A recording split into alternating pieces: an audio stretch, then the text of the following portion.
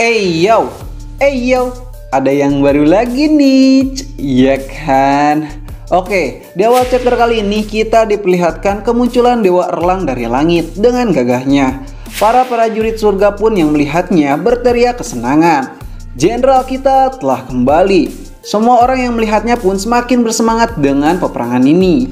Anak buah Xintian yang kebingungan dengan apa yang terjadi berkata, "Ada apa ini? Apa yang terjadi? Bagaimana bisa? Shit lah ya." Semua dewa yang terpenjara di pulau terbang telah kembali. Dewa Erlang pun tersenyum dan berkata, "Semua ini berkat rencana gila dari Dewa Guan Yin. Akhirnya dengan begini, kegelapan di dalam surga sudah terlihat jelas. Kita jadi tahu siapa kawan dan juga lawan." Lalu para jingkang pun tersenyum kesenangan. Sial, ternyata Dewa Guan Yin selama ini menangkap mereka semua bukan untuk dipenjara, melainkan untuk diselamatkan. Gila, rencana, taktik, di luar nalar semua. Xintian yang lagi-lagi merasa tertipu mulai speak up tentang hal ini. "Guan Yin, aku terlalu meremehkanmu. Tapi tak apa, karena kau tahu apa? Kalian semua bukanlah tandinganku. Semuanya tunjukkan kekuatan kegelapan yang sebenarnya. Bunuh mereka, hancurkan mereka, semua orang yang menghalangi jalan kita." Para roh gelap pun bergerak semua dan berkata, "Hehehe, semakin menarik, akan membosankan jika kita menang dengan mudahnya." Lalu perang yang sebenarnya pun baru saja dimulai. Dewa Erlang langsung menusuk ke garda paling depan. Semua orang terpental di sana. Para kerocok-kerocok pun hancur dibuatnya. Tombak Dewa Erlang pun membara dengan semangat apinya. Kemudian Xin pun berpindah ke sisi lain, di mana Dewa Barat ditantang langsung satu lawan satu oleh roh gelap yang sebelumnya mencampakkan dirinya. "Tuh coy, makannya jangan sombong, nanti diajak Baiwan nangis." Serta sepertinya Dewa Barat ini akan bertarung sampai akhir melawannya. Lalu Xin pun berpindah lagi nih ke Sun Wukong, di mana Sun Wukong bilang kalau dirinya tak percaya istana surga akan sekacau ini. Sun Wukong pun senang kalau keadilan yang sebenarnya sudah ditegakkan.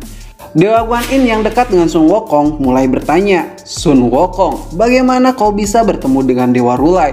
Dan di mana dia sekarang, Sun Wukong?"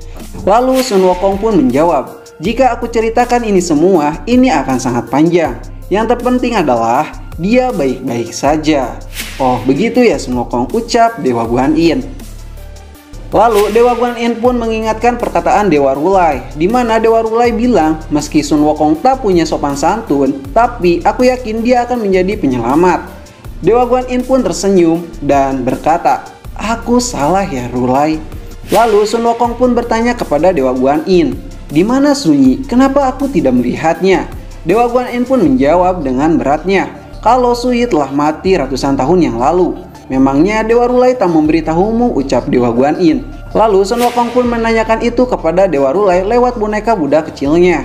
Dan dikonfirmasi jika semua yang dikatakan oleh Guan Yin itu benar adanya. Dewa Rulai tidak bisa memberitahu Sun Wukong karena Sun Wukong pada saat itu sedang kondisi yang paling buruk.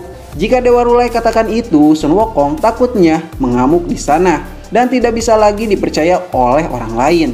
"Wukong, kau sekarang boleh marah kepadaku. Tapi ingat, jangan lupakan kebajikanmu selama 300 tahun. Sun Wukong pun hanya bisa menangis. "Suyi." Lalu Xin pun memperlihatkan pertarungan Dewa Guan Yin dengan roh gelap yang pernah muncul di sebelumnya ya kan. Dewa Guan Yin pun unggul di sini. Dia belum mengeluarkan kemampuannya sedikit pun. Sementara itu, di sisi lain, Dewa Erlang yang sudah maju di garda paling depan mendapatkan lawan yang cukup setimpal atau sepadan dengannya. Lalu di samping Dewa Erlang, si kakek tua Raja Timur, ya kan, yang terluka, mendapatkan lawan yang cukup sepadan juga, yaitu Zuzaku, salah satu muridnya dulu di akademi. Zuzaku yang durhaka berkata kepada Raja Timur, "Maafkan aku guru, sekarang aku akan memberimu pelajaran." Sementara itu, Sun Wukong yang penasaran dengan kematian Suyi mulai mendatangi Xintian. Wukong bilang, "Woi, kemana Suyi? Kenapa dia bisa mati? Kau sebagai ayahnya seharusnya bisa melindunginya, ya kan? Beritahu aku bagaimana dia bisa mati," ucap Sun Wukong. Xintian pun menjawab dengan senyuman jahatnya. Telah kubunuh Xioi Sun Gokong, zhahahahaha. Kuhisap darahnya dan kumakan dagingnya. Kau benar-benar gila, Xintian, ucap Sun Wukong. Kau benar-benar membuatku murka, Xintian. Zah! Di saat Sun Wukong akan memukul Xintian, tiba-tiba Sun Wukong pun dipukul dengan kerasnya sampai terpental cukup jauh. Dan orang yang memukul Sun Wukong adalah Raja Utara yang tertarik kepada kekuatan Sun Wukong. Wukong pun mulai marah dan masuk ke mode raksasanya. Majulah Sun Wukong, ucap Raja Utara. Aku tak ada waktu lagi untuk bermain-main denganmu, ucap Sun Wukong. Lalu Xin pun berpindah ke alam baka, di mana Sang Wuqing bertemu dengan guru lamanya. Serta kita juga diceritakan kalau dulunya Sang Wuqing adalah siluman yang mengerikan di padang pasir. Itu semua berkat gurunya, yaitu Raja Alam Baka. Lalu guru Sang Wuqing pun bertanya, Sang Wuqing, kau belum mati, kau mau apa datang kemari? Aku ingin meminta bantuanmu, guru. Lucu sekali, setelah kau mengkhianatiku, kau ingin meminta bantuan kepadaku.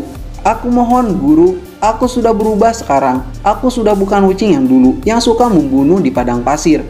Dan chapter kali ini pun berakhir di sini. Terima kasih sudah nonton channel ini. Jangan lupa untuk di like, di komen, dan di subscribe ya. Sampai jumpa di next video. Bye bye.